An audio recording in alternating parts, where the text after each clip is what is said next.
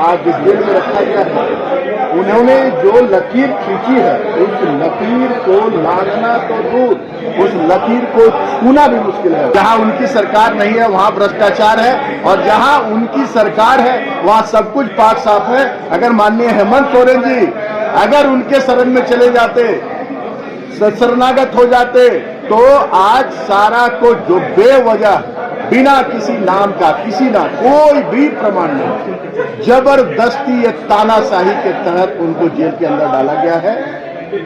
तो अगर उनके शरण में चले जाओ तो सभी पाक साफ है, और उनसे अगर उनकी आप जनता के मैंडेट का सम्मान करो, जनता आपको जनादेश देकर आपको मुख्यमंत्री बनाए, मंत्री बनाए, आपकी सरकार बनाए, तो वो सरकार बनने वाला था ना सरकार गिरने वाला था। पूरी पटकथा पहले से लिखी जा चुकी थी, इसलिए मेरे रहने नहीं रहने से बहुत कोई महत्वपूर्ण विषय नहीं था।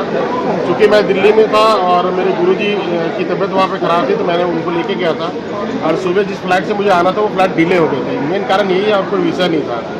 क्योंकि आप लोगों को सबको पता है कि एक वोट से कुछ होना जाना नहीं था। एक वोट से तो वाजपेयी जी की सरकार गिर गई। ऐसा अगर सिचुएशन रहता तो मैं आसमान चीर के भी यहाँ पर पहुँच जाता। सभी लोग जानते हैं कि जब से ये सरकार बनी तब से बालू की लूट स्टार्ट हो गई, कोयला की लूट स्टार्ट हो गई, पत्थर की लूट स्टार्ट हो गई, आम गरीब के रीच से बाहर चला गया बालू। मुझे लगता है साइकिल के साथ नहीं, हाईवा के साथ अगर राहुल गांधी जी फोटो खिंचाते जो अवैध कोयला का निकासी हो रहा है, तो उससे ये और स्पष्ट हो जाता है कि बड़े पैमाने पर झारखंड में कोयला की लूट विवाद है वो सामने आएगा, सीनियरिटी का जो विवाद है वो सामने आएगा।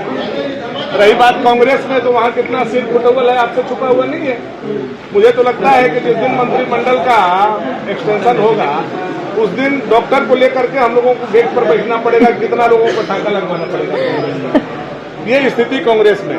राहुल गांधी की तस्वीर वो तो कहे कि गरीबों के साथ गरीब सड़कों। राहुल गांधी जी कोयला चोरी करने वाले लोगों को प्रश्रय दे रहे हैं। अब ये बात साबित हो गया कि कांग्रेस का हाथ कोयला चोर के साथ। उन्होंने कहा कि सड़कों पर है गरीब। अरे भाई जो बड़े चोर हैं सिर्फ सहारा देने की कोशिश कर रहे हैं। आपको सड़क पर दिखाई दे दिया, उसको धक्का दे दिए।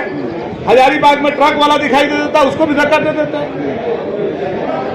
बात तो चोर का ही मदद करने का है ना।